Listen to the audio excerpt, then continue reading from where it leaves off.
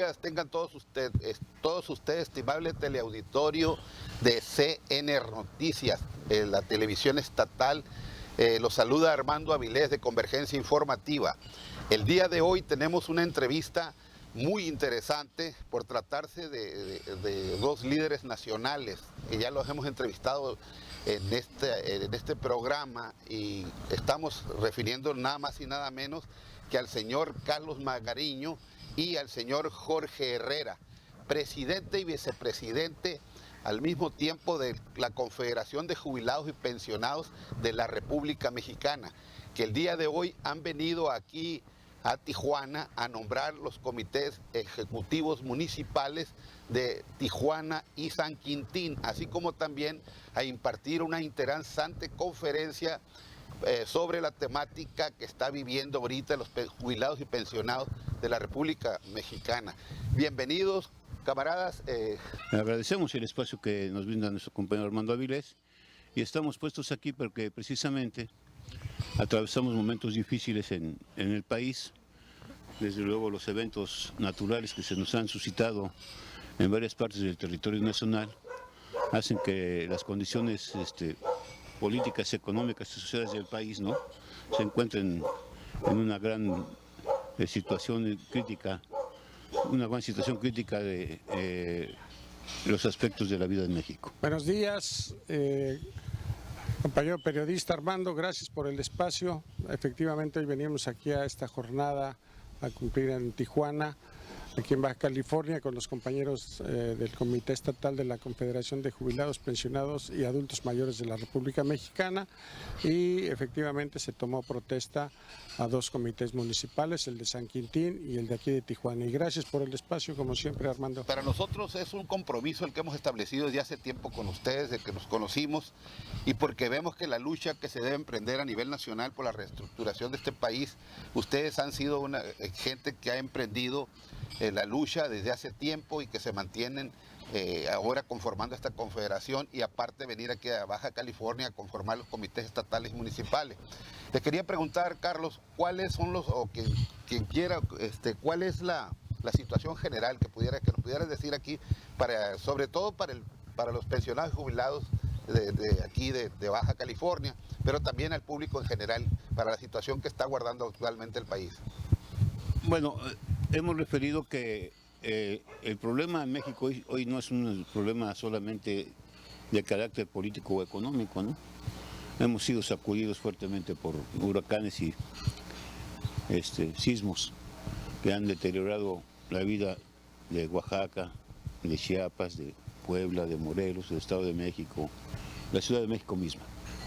Eso trae como consecuencia una desviación de los programas y planes establecidos, tanto para la vida cotidiana como para la educación en México.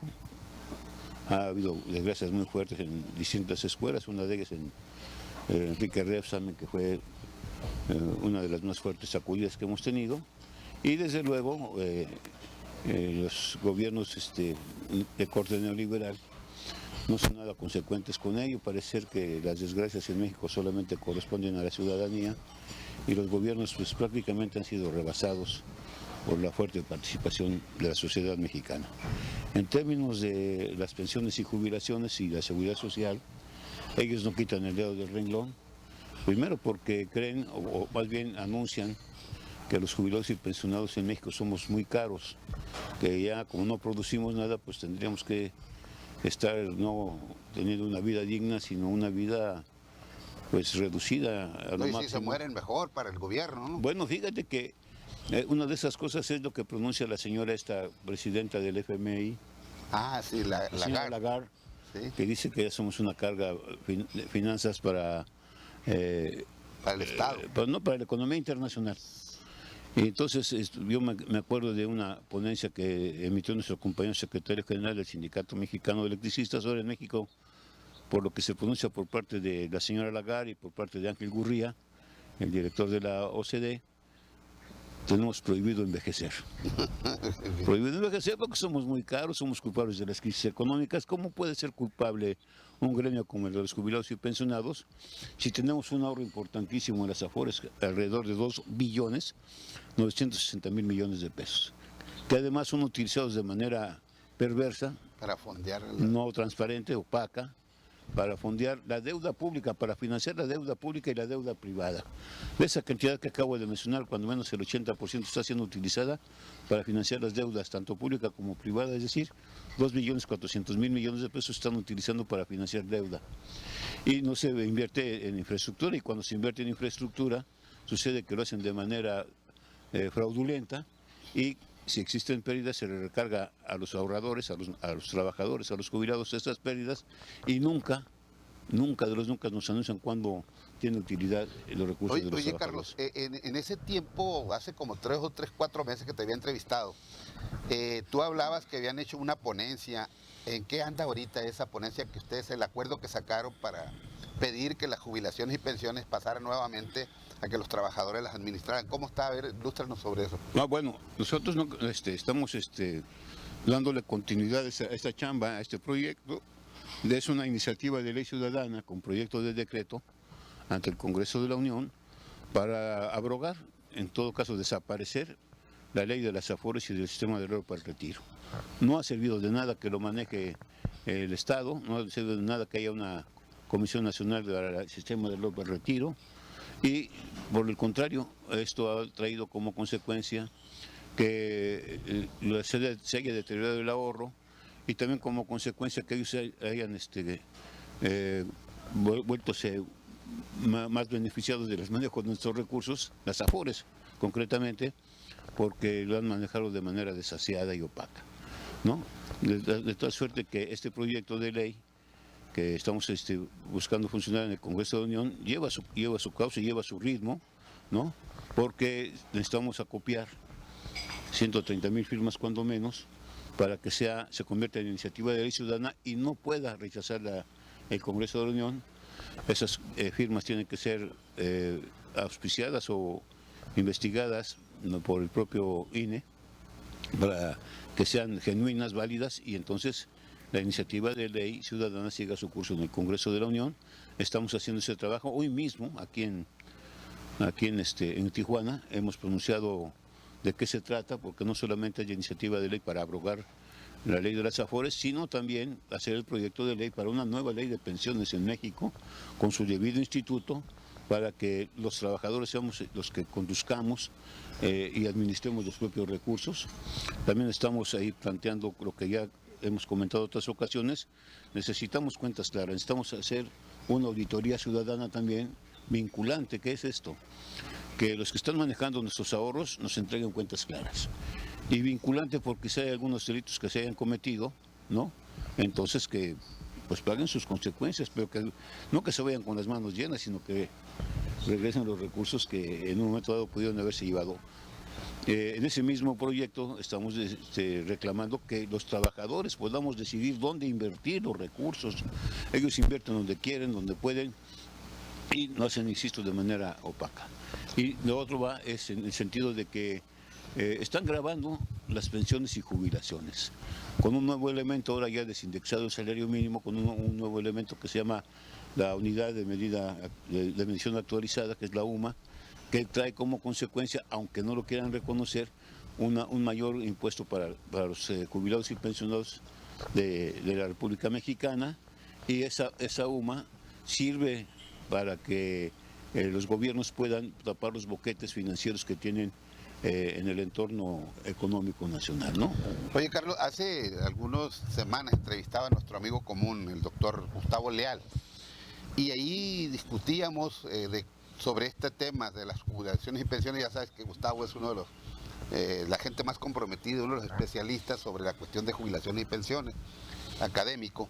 Entonces yo le decía de que cómo se podría plantear de las jubilaciones y pensiones y meterlo a la agenda electoral. Él decía que sí, efectivamente, había que hacer una propuesta para decirle a los jóvenes que ya no se van a pensionar. ¿Por qué? Porque han entrado a una situación con los outsourcing, ya no tienen base en el empleo. Entonces todo esto pues, lo está orillando a que no van a poder tener pensiones. Entonces, ¿tú cómo ves ese asunto de meterla y que los candidatos o los que vayan a salir como candidatos a la presidencia de la República se comprometan antes de ser electos con estas posiciones? ¿Cómo la ves? Mira, primero lo que necesitamos lograr nosotros es introducir la iniciativa ante el Congreso de la Unión como iniciativa de ley ciudadana. Primeramente, Que no sea una iniciativa de ningún partido. Con las ciento y tantas mil se firmas. presta a la Sí. cooptación y todo aquello, ¿no? Entonces, el origen del proyecto es iniciativa de ley ciudadana. Ahora, si los candidatos o los partidos, viendo que tenemos una iniciativa de ley, se comprometen a que esto vaya hacia adelante, pues qué bueno, ¿no? Pero no queremos depender estrictamente de la potencialidad de los partidos políticos que hay en México. Y desde luego, si algunos candidatos que puedan surgir dentro de los frentes amplios o las alianzas o los independientes puedan, en todo caso, formular la promoción, avance e impulso de las iniciativas, qué bueno.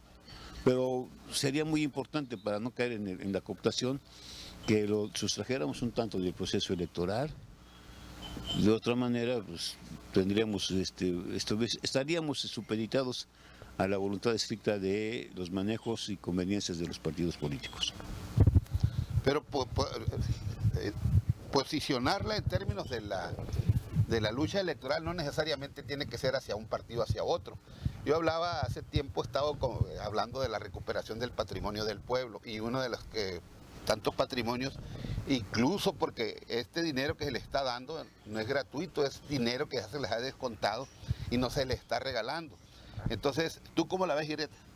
Bueno, el resultado de 20 años de la imposición de las Afores, que se cumplió el pasado 1 de julio, durante este proceso de 20 años y de degradación del ahorro de los trabajadores y la utilización, como ya se dijo, opaca, sin rendimiento de cuentas, no ha sido objeto de ningún señalamiento por los partidos políticos. En el 2006 ya había iniciativas de diputados que iban más o menos en el mismo sentido de regresar el manejo a los trabajadores, y ningún candidato, nadie se manifestó. Hoy nosotros sentimos, como ha sido el espíritu y el impulso de nuestra confederación, que tendrá que ser el esfuerzo propio desde las bases trabajadoras que impulsen esto. Y esto, más allá de las bases trabajadoras, es una iniciativa ciudadana. Cualquier ciudadano con credencial de elector puede firmar nuestro formato de la campaña nacional de firmas. Entonces sí, creo que supeditarla a una agenda política, a algún candidato, a algún partido, desviaría el objetivo. Después de estos 20 años de saqueo que ha acumulado la cantidad de cerca de 3 billones, con más de 53 millones de cuentas individuales, de las cuales solamente 20 millones están activas.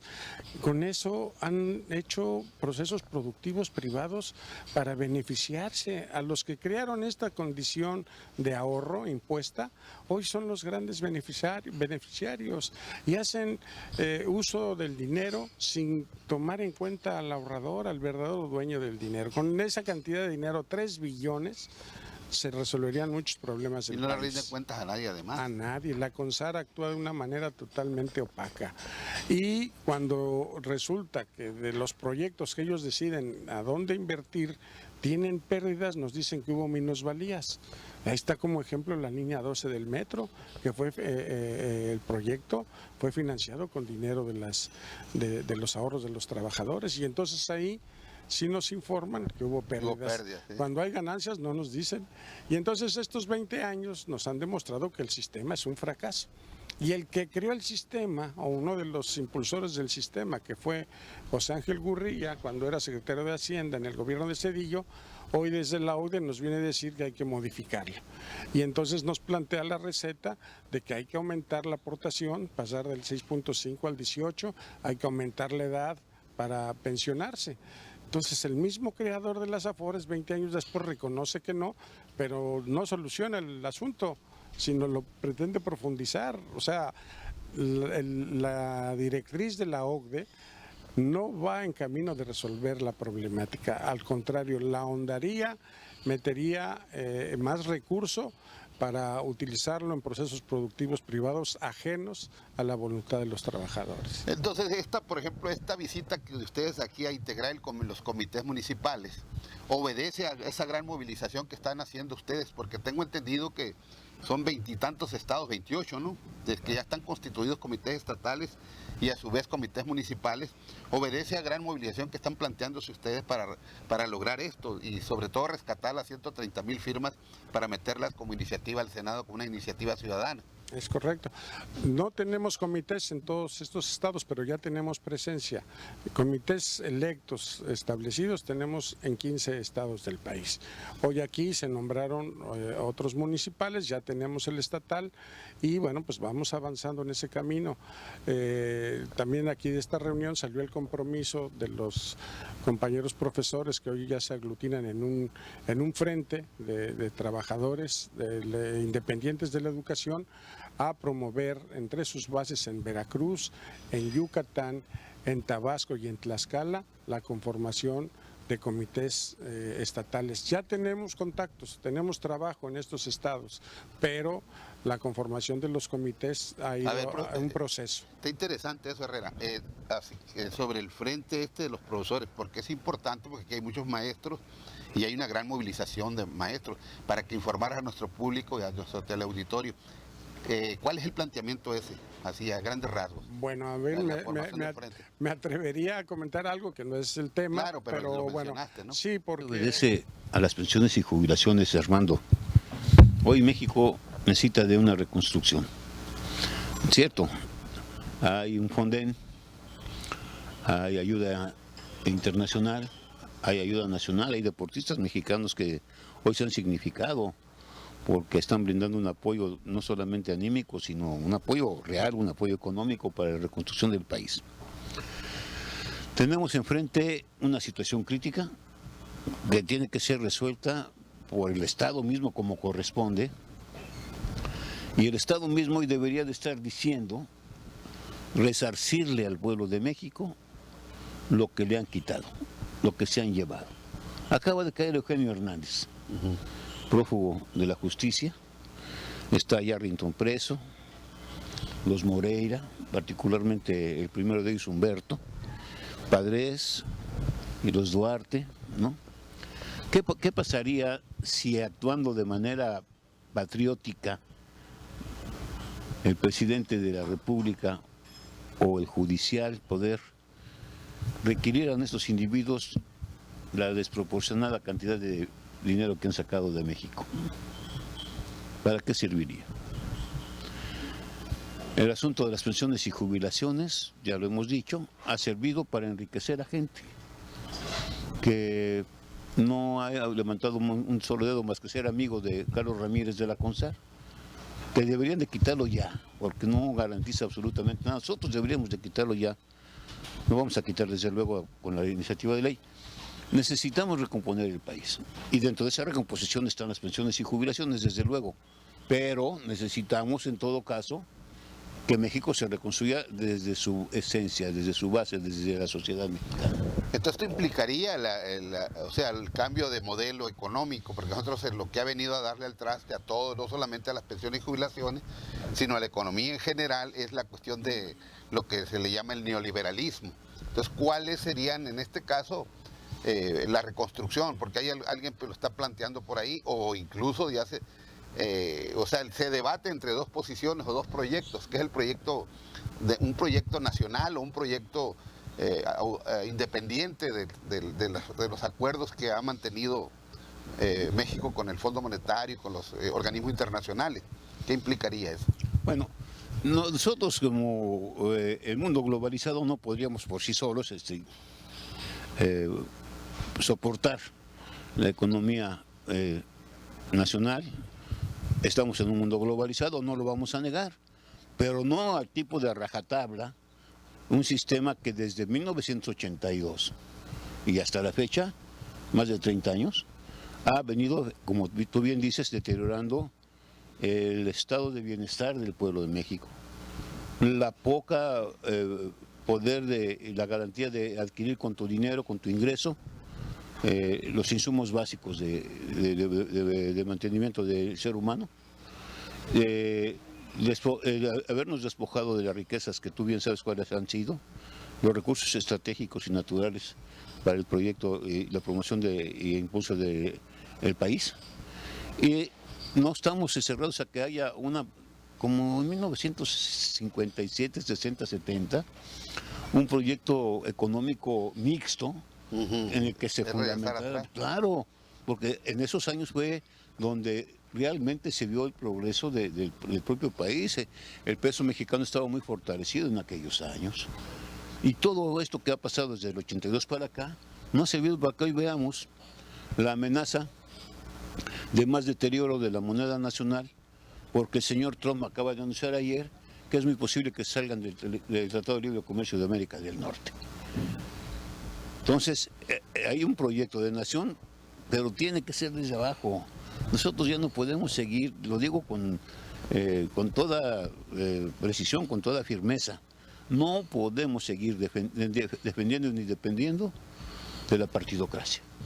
No hay ninguna garantía. ¿Qué implicaría eso? La movilización de los trabajadores, la organización, o sea, ¿cómo se concretaría ese planteamiento? Porque tú sabes que para poder hacer transformaciones legalmente se tiene que llegar a través de los partidos políticos y hay una gran desmovilización de los trabajadores ahorita, el deterioro de la organización sindical y aparte de la cooptación también de las dirigencias o el corporativismo que hay también de estas organismos. Pero deja de decirte algo, ahora legalmente no solamente dependemos de los partidos, hay una coyuntura, hay una apertura de que también hay ciudadanos mexicanos que puedan convertirse en candidatos independientes a la presidencia, a las senadurías o a las diputaciones.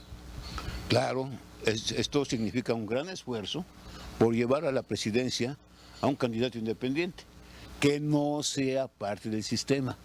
¿A qué me refiero? Ayer Margarita Zavala renuncia prácticamente al PAN. Armando Ríos Peter muestra sus ganas para ser candidato a la presidencia. Pedro Ferriz de Con acaba de manifestarse por lo mismo. El Bronco acaba de manifestar también su intención. ¿Podemos confiar en esos candidatos independientes? No. Bueno, pero hay una alternativa. La compañera Marichuy, del Consejo Nacional Indígena, ¿no?, que está mostrando ganas de hacer las cosas para poder ser candidato independiente. Oye, sí significa un gran esfuerzo. Claro. Oye, Magariño, esa pregunta yo se la hacía a un amigo, López y Rivas, en una entrevista que le hacía. ¿López y Rivas? A Gilberto, sí, López y Rivas. Pero yo le decía que efectivamente hay la posibilidad, pero sería a nivel testimonial, porque en términos de correlación de fuerzas, no existe la posibilidad de que el movimiento indígena, porque representa nada más un porcentaje mínimo. No es el caso de Bolivia. No podemos trasplantar mecánicamente una realidad como el caso de Evo Morales. Pero yo lo que he venido sosteniendo es de que podemos en un momento determinado, este movimiento amplio que está surgiendo y en todo el largo y ancho del país, crear una verdadera organización popular. Pero ahí viene una idea de convergencia de todas, porque ahí entran los sectarismos de las organizaciones. Pero, Betadito, ¿qué pasaría, por ejemplo, que la compañera María de Jesús cumpliera todos los requisitos que están en la ley? Sí, puede ser. Con todos los candados, y se juntaran más de 800,000 firmas que se requieren y formara parte de la boleta de votación. Dime qué pasaría.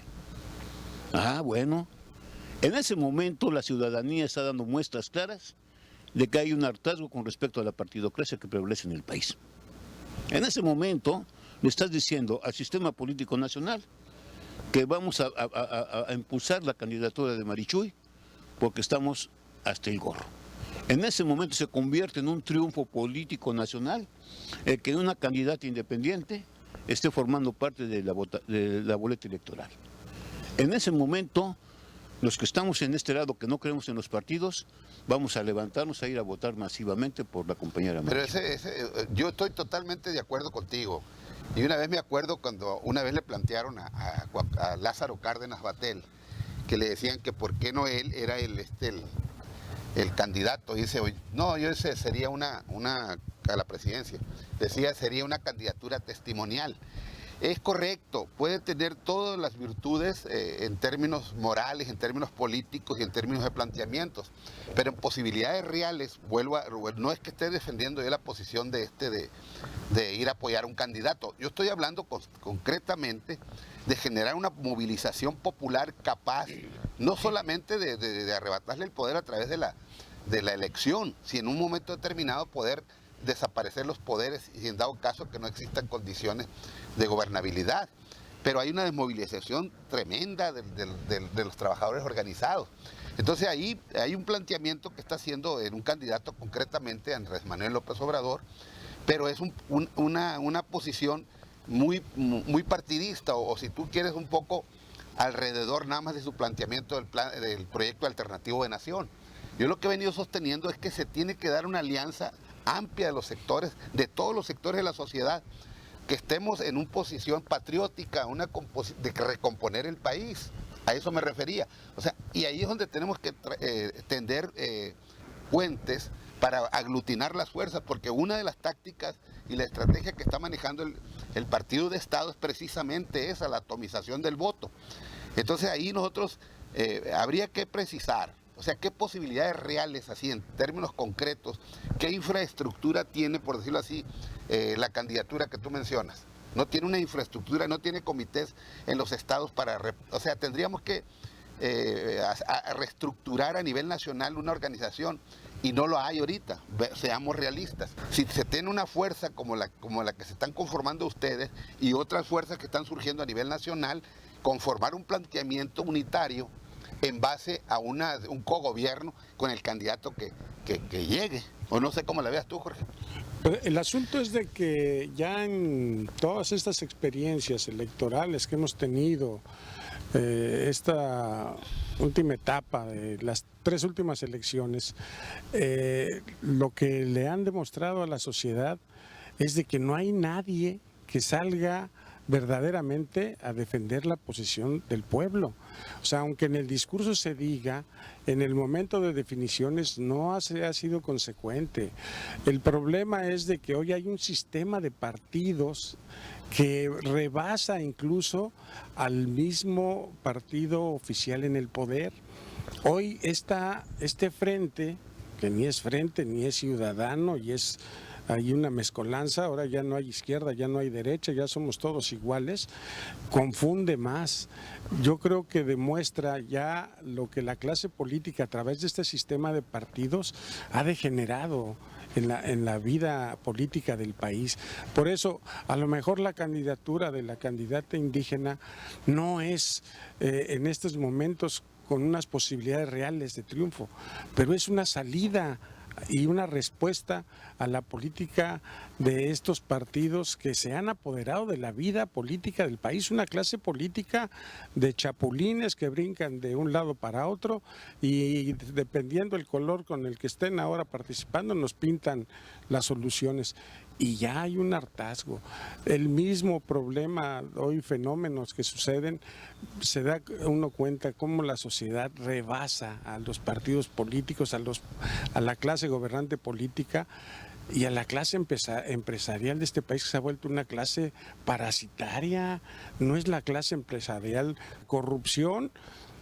A ver cuántos gobernadores faltan todavía para que sepamos cuántos se llevaron. Entonces sí hay un hartazgo de la sociedad, que no se ha logrado conformar un gran frente nacional, también esa es una realidad, que a lo mejor la candidatura de Marichuy no alcanza, para este momento a lo mejor también es una realidad, pero vas construyendo. Entonces sí vas construyendo. Esta fuerza que nosotros decimos debería de ser de miles en el país de jubilados y pensionados en la defensa de nuestros derechos adquiridos, no se prefigura todavía como tal, como es potencialmente una gran fuerza, pero no hemos logrado calar porque desde la posición de jubilados, y hoy lo decíamos, pues hay un estado de confort. A mí mientras me llegue mi quincena, mi mensualidad de enfrente, yo coincido contigo, efectivamente a lo mejor la candidatura no alcanza para un triunfo, pero también lo que dice Carlos, si aparece en la boleta, meten un problema al sistema de partidos que actualmente hegemonizan, monopolizan la vida política. Pero estamos en una etapa de transición en la cual tenemos que plantear alianzas, y es lo que yo planteo, porque hay un candidato muy posicionado que es Andrés Manuel López Obrador, pero en este caso sí habría que decirle un compromiso, ok, vamos a irnos como posición de fuerza, porque aquí se tiene que dar en esos términos, o sea, en la democracia burguesa se juega con esas cartas, y estamos ante una elección burguesa. ¿Cómo llegó al poder Evo Morales? No fue a través de una candidatura así independiente, fue a través de un partido constituido legalmente. Entonces, el otro caso de Ecuador también. O sea, esta situación se puede retomar aquí en este país. Y entonces habría que establecer compromisos claros como organización. Una de las estrategias del sistema del partido Estado es precisamente esa, atomizar el voto. Entonces, ok, eso sería a través de la vía electoral, pero porque no existe otra vía, que es la vía, o sea, nosotros tendríamos la vía insurreccional, pero la vía insurreccional ya quedó cancelada. Entonces, aquí lo que nos queda es la vía electoral. Armando, señalas entonces, ¿no?, en la pregunta que haces o la disección que haces respecto de cómo poder cambiar el modelo económico que ha prevalecido durante muchos años en México. Y citas algunas cuestiones como los partidos y algunos candidatos. Y ejemplos de países también, ¿no? Cómo llegaron a través del voto, sí, Correa, pero Correa o Evo Morales, o el propio comandante venezolano, que en paz descanse, no ganaron la guerra en un día para otro. Todo tiene un proceso, todo tiene un porqué y una continuidad. Y aquí en México queremos ganar de un día para otro. Y bueno, nos surge pues ganar. Cuando digo ganar es quitar del medio el sistema que ha prevalecido durante más de 30 años. Entonces, si tú o nosotros pensamos que algún candidato garantiza que se va a cambiar, cuando menos a un sistema mixto de economía, yo te diría, bueno, está bien. Pero no hay una garantía de nadie, de ningún candidato hasta este momento, que nos diga que lo que hace mal al país lo va a cambiar, va a hacer algunas modificaciones, por ejemplo, de reformas estructurales. Pero eso yo le he estado planteando, que bueno, entonces, ese sería el planteamiento que quería esta gran movilización popular. Bueno, si hay uno... Y sobre eso sí podríamos ir al voto, pues con sí, condiciones. Pero tú dime una cosa, ¿el poder capital va a permitir que se regrese al estatus a Luz y Fuerza? ¿O a Pemex? ¿O a CFE? Pues de eso se trata. Entonces ahí no hay ninguna garantía, nadie me puede decir, con lo que se ha expresado, cuidando que no caigan en actos de campaña, los que han estado los candidatos, ninguno ha planteado que las reformas estructurales que se hicieron deban regresar los estatus a las empresas que, pudiendo ser paraestatales o no, sean pertenecientes a la propia propiedad del país, a la propia propiedad de la nación. Esa es una realidad. Si porque hay uno o dos candidatos posicionados más o menos, pensamos que con ellos podemos ir a la batalla electoral, yo digo, sí podemos ir. Con condiciones. Claro, primero yo declaro que no tengo nada en contra de nadie, simplemente como ciudadano me doy cuenta que no hay una garantía. ¿Por qué razón? Porque son hombres del sistema. Son hombres del sistema. Hagamos historia y nos vamos a dar cuenta que cualquier candidato que tú me digas ahorita de partido es un hombre del propio sistema que ha venido prevaleciendo en México durante muchos años. Ahora, ¿qué hemos contemplado? Que no sea la corrupción y la impunidad, y hay que darle a la torre, ese es el mal mayor de México, sí es cierto, pero ¿dónde está un planteamiento que interese a la ciudadanía, no solamente para la rendición de cuentas, sino la proyección del propio país? O la reproyección, porque México, en ciertos años que ya mencioné, había sido un país que iba caminando con paso firme. Llegan el 82 y entonces empezamos a retroceder. No hay quien. Me dices, no hay realidad en cuanto a que la candidata indígena pueda ganar. ¿Cómo se gana una guerra? ¿En una batalla? Claro, pero ahorita hay posibilidad. Bueno, es que ahí, yo decía que las cosas no se pueden tocar así tan de negro y blanco, ¿no? O sea, tan tajante. Hay un movimiento y hay que reconocerlo el candidato de Morena, que incluso podemos entrar y podemos estar de acuerdo en la descalificación de las prácticas que han establecido estos partidos. Pero yo creo que sí se pueden establecer compromisos. No estoy hablando del partido, porque yo tampoco no me inscribo ni me inscribiría en Morena, porque mantenemos un pensamiento independiente que nos permite en un momento determinado tener esa independencia para criticar, para construir, etcétera, ¿no? Pero tenemos que ser realistas. En este caso, la posibilidad real de llegar al poder es a través de un partido, etcétera. Porque el planteamiento de los candidatos independientes se inscribe como una propuesta del partido de Estado. Ahí está el caso se inaugura con el Bronco en Nuevo León, y que se continúa hoy con los candidatos que mencionabas tú, de Risdecón, Margarita Zavala, el propio el del PRD, que es de la gente a ver, vamos a suponer. Sin conceder. Claro, desde luego, eres licenciado, ¿verdad? En economía. Vamos a suponer que no hubiera coyuntura, espacio para candidatos independientes. Entonces tienes 3 frentes políticos electorales: el Partido de Estado, el Frente Amplio Ciudadano, que ni es frente, ni es amplio, ni es ciudadano, y Morena y el PT. 3 frentes. Está atomizado el voto, ya. Sin los independientes, deja los independientes, está atomizado el voto. No, ya están. Claro, entonces ahora, ¿quién va a ganar? No, pues va a ganar, ahí sí está, la moneda está en el aire. ¿Por qué? Porque con la atomización del voto en un momento determinado, con una minoría como han ganado, pueden ganar. Pero el problema es interesar a la gente que salga a votar, que vea una posición. Una posición que está manejando Carlos Salinas de Gortari, Fernández de Ceballos y otros más. ¿En qué sentido? Ahí te va. Sin dejar de apoyar al Partido de Estado, la construcción de un plan B e inclusive un plan C.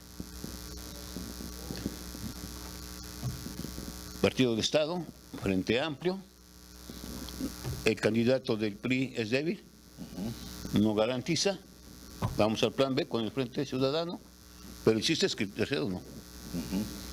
Y en este caso, todavía metes otro, ya que hablando con la independencia, Margarita Zavala. Bueno, pero en este caso... Entonces, ¿qué buscas?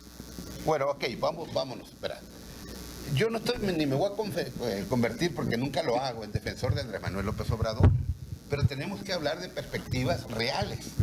O sea, yo estoy totalmente de acuerdo que sí necesitamos impulsar un candidato fuerte, una candidatura fuerte, en términos de la democracia burguesa, así, acentuado, para no distinguir.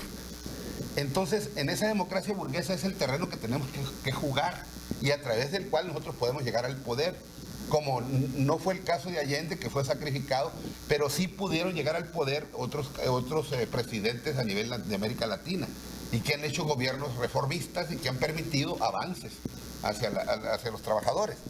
Pero en este caso, ¿por qué no? O sea, ¿por qué nosotros descalificar? Y yo cuando hablo de la conformación de un movimiento amplio en términos de la ciudadanía, en términos de las madres de los desaparecidos, en términos de la gente que está dolida en este país, de la gente que sí quiere transformaciones radicales. Por ejemplo, aquí estamos hablando en Baja California, estamos hablando de Mexicali Resiste y las gentes que están manejando posiciones de lucha. Dime un cambio radical que pudiera existir. Pues simple y sencillamente, por ejemplo, la abrogación de la reforma educativa. No, está bien, pero para que tengas... La cuestión de recuperar, cuando yo te planteo la recuperación del patrimonio del pueblo, te estoy hablando de volver, digamos, a la recuperación del 27 constitucional, del tercero constitucional, de la Ley Federal del Trabajo, etcétera. O sea, repetí, pero eso precisamente es lo que yo estoy planteando, la recuperación de lo que es válido para el pueblo. Y esto choca con las posiciones neoliberales. Entonces necesitamos una vía, o sea, porque la otra sí nos crearía una atomización. No está atomizado el voto. No, Armando. Claro que está atomizado, pero entonces buscaríamos juntar a los que estamos de acuerdo. ¿Quiénes están de acuerdo? ¿Quiénes estamos de acuerdo? Pues bueno, habría que establecer bases. Uno, ¿por qué estamos? Uno, para que se regrese, por decir, te mencionaba yo, recuperar la industria eléctrica, recuperar el petróleo, recuperar las minas, los territorios que les entraban las grandes presas transnacionales, recuperar la educación, todo eso ya son planteamientos concretos. Y eso lo podemos hacer nosotros a través de organismos gremiales o a través de organismos políticos. Ahora, los partidos políticos son como están estructuradas la ley electoral, ese es el asunto. Por eso. Pero fíjate lo que acabas de mencionar. Recuperar todo lo que se ha perdido. ¿Algún candidato en este momento te garantiza eso? No. No te lo garantiza. Entonces, pero hay alguien que lo está planteando. ¿Quién? Tomemos la palabra. No, es cierto, eso es una falacia. No puedes ir tú como candidato porque ya lo viviste, ya lo sopesaste, ya lo tuviste en la mano y lo perdiste porque te pronunciaste en contra de los intereses del gran capital. Y no fue una vez, han sido 2 veces. Hoy ya no lo planteas tan a fondo. Hoy te vas a un referéndum y vamos a ver qué dice la ciudadanía. Y no, espérate tantito, pues si no estás hablando con retrasados mentales. 2 veces lo planteaste en 2 situaciones diferentes cada 6 años y después que recompones y dices, ahora ya soy hermana de la caridad, ya no hay rendición de cuentas, no va a haber cacería de brujas. Y si queremos recomponer a México tendría que ser a través de los referendos porque soy democrático y que yo soy demócrata y defiendo a Benito Juárez. Espérame tantito. No me digas eso porque entonces estás pensando que yo no recuerdo mi memoria política y que no sé de lo que estamos hablando hace 6 años, hace 12 años, por favor. Por favor. Entonces, yo no niego nada, ninguna candidatura, no tengo nada en contra de nadie, pero sí tengo mi propio análisis. Y si necesitamos cambiar el país, necesitamos empezar a construir. Y si empezar a construir es empezar a buscar los espacios de acuerdo a la ley para formar el gran frente que necesitamos, hay que hacerlo. Quizás esta proyección, esta actitud, esta pretensión no se pueda replicar en este proceso electoral, quizás sí.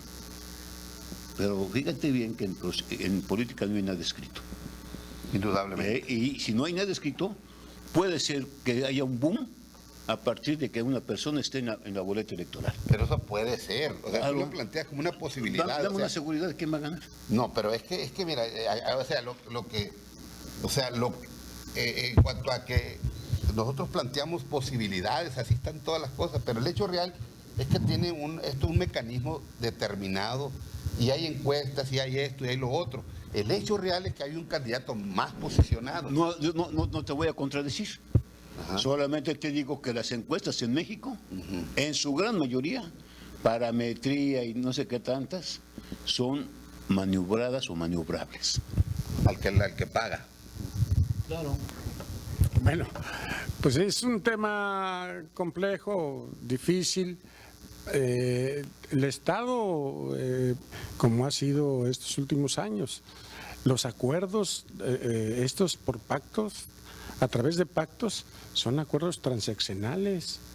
Esto que se empezó Zedillo, las cosas que al final dejó, las dejó no para que fueran modificadas en el siguiente periodo. Y esto lo han aprendido muy bien los neoliberales. Es una manera de actuar a través de estos pactos con acuerdos transaccionales que por mayor voluntad que tengas de recomponer las cosas, no va a ser fácil. Ahora, yo no niego que efectivamente haya un posicionamiento de uno de los candidatos, pero yo no he visto en su programa de 50 puntos que hable de dar marcha atrás a la reforma energética. Yo no alcanzo a comprender dónde está esa lectura. No hay un posicionamiento en dar marcha atrás a la reforma educativa. O sea, el programa que se fue presentado por Andrés Manuel López Obrador no plantea eso. Sí, ahora ha ido con más cuidado.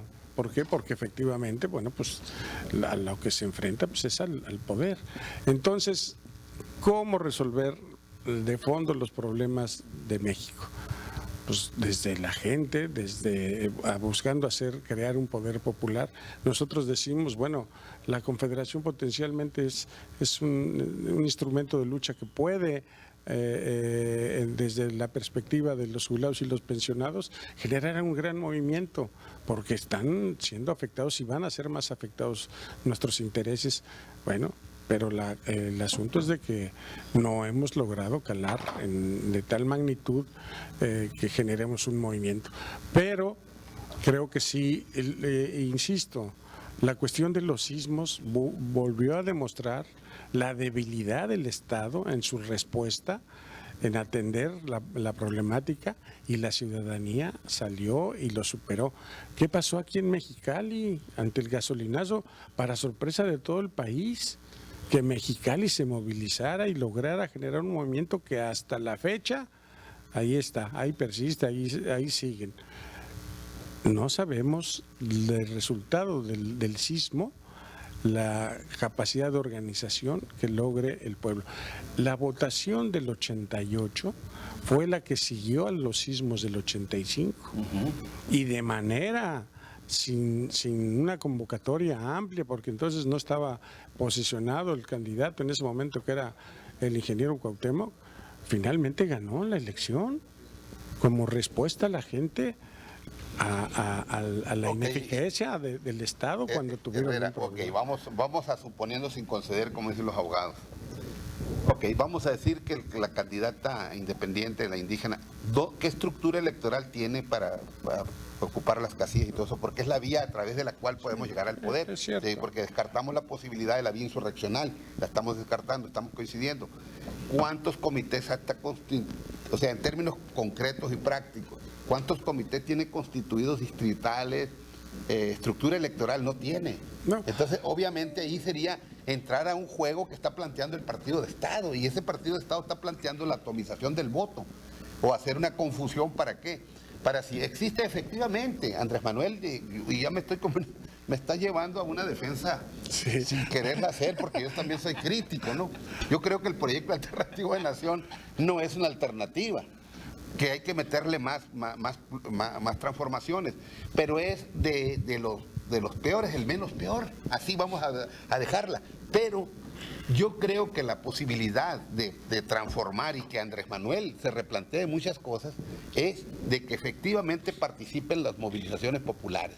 Y esto es a través, tú mencionaste a Mexicali Resiste. Aquí se está dando una gran movilización, yo te digo porque yo los he estado apoyando decididamente en el programa.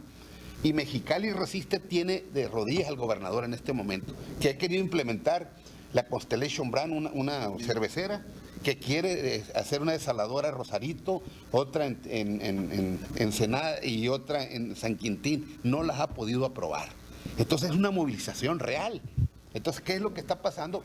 Pero esto no implica que necesariamente que se tengan que trabar acuerdos con estos grupos pequeño burgueses, vamos a decir, con esa democracia burguesa. O sea, tenemos que aprender a combinar o a tejer fino, que no podemos quedarnos en el pasado donde estuvimos nosotros o todo o nada. O ser siempre no, que no, sí, que sí, ya volvimos a salir con el puño levantado.